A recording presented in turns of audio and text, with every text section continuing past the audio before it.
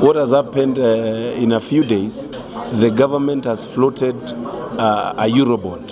And I fully endorse Raila Odinga to go and become the chairman of the AU. Thank you. My name is Gitonga Mukunji. I'm the member of parliament of a place called Manyata in Embu. I am also the chairman, Kenya Young Parliamentarian Association, an organization in the National Assembly of 13th Parliament that has got close to active 43 members of parliament, and all of them below 40 years of age. So we are here today first to start the year in an interactive session where young members of parliament are interacting with their peers and also exchanging knowledge. And we had invited stakeholders on issues to do with budget making process. As you're aware that budget is a process that happens in the National Assembly, and it is a continuous process. Actually, in March, we are coming to do what we call a supplementary budget. And I sat down and I thought one of the areas that we need to sharpen our young members on is the issue to do with budget making. Because that is where we can have members making the biggest impact. If the monies of this country are spent in the right way, they go and members of the public get value for money, I believe that is when members of parliament can feel giving back to why they were elected and the electorate trusted them. And I believe today's session was very interesting. We have analyzed the budget of the 2022-2023 year and also the first quarter of the 2023-2024 budget.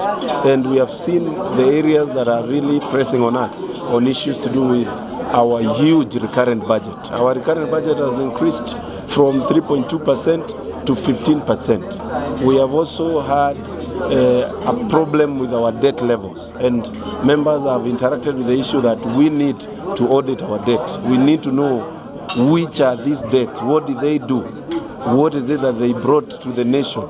And members of parliament, especially young members, are the people with that voice that they can actually call it like it is and bring in the idea that we need to sober up and bring this country to a level where we are able to manage on how we are able to correct our revenue to where we are using our money and be able to use what we are able to get and not overspend on things that we don't have. And I believe the session has been quite interesting, and I believe it is also a question of where we are putting our monies.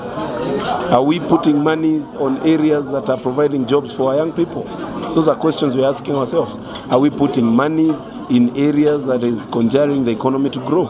So those questions are things that we are going to continue this conversation in Parliament, and we are also going to be very vocal and active when we are making the budgets of this country so that we can transforming this country.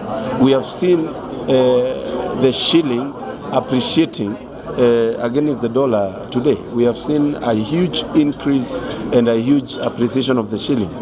But we don't want to speculate what that is bringing. But at the same time, it is very hopeful. And I want to tell Kenyans they should not lose hope.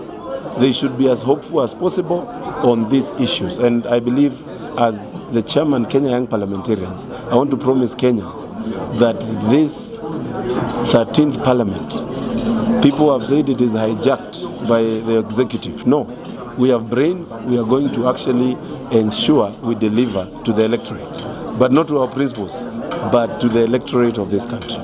Just to ask you this, Wakenya wanajiuliza sana, mbona dola inashuka? Ni watu wanapika, kuna ukora gani inafanyika? You know, Kenyans are peculiar people.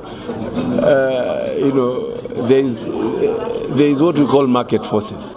What has happened in a few days, the government has floated a Eurobond. Although it's borrowing, a Eurobond that has had a very interesting response, and that has brought in a lot of dollars. So, and people and the demand of the Kenyan shillings has really gotten high to an extent where the dollar has shrunk on the value and the Kenya shillings has actually appreciated.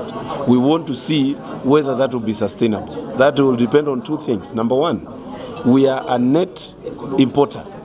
So do we have programs that are actually making Kenyans import less? If the trade is going on well, I believe our shillings will be sustainably able to withhold the force of the dollar. I believe this will be maybe a political question to ask, but we've seen rumors going around, speculations going around that Right Honorable Raila Odinga might be the next chair of AU. Yeah, let me first say, as the chairman, Kenya Young Parliamentarian, I fully endorse Raila Odinga to go and become the chairman of the AU.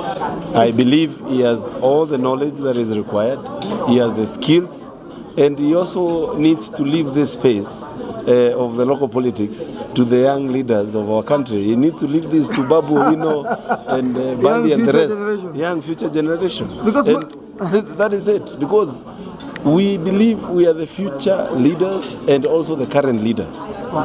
We are not going to wait until a bell is rung to know this country needs young leaders that are going to look at the generation and the intergeneration of the generation to come. We have to ensure that the leaders of today, who we are calling the cream of the leaders, leave space for our young leaders. And that way we are able to create a very nice, simple, structured leadership of this country. Even us, in a few years, we will also leave the current leadership and leave it to our young leaders. So hopefully we'll see that, because most people were saying that it was part of the deal. I don't know, a dark handshake between Kenya Kwanza and Azimio. Ama ni end product ya bipartisan talks. Let's be real. Raila Odinga is fully qualified to be the AU chair. There's no deal. He has served in the infrastructure department of AU. He knows his way around Africa. He has many friends around Africa.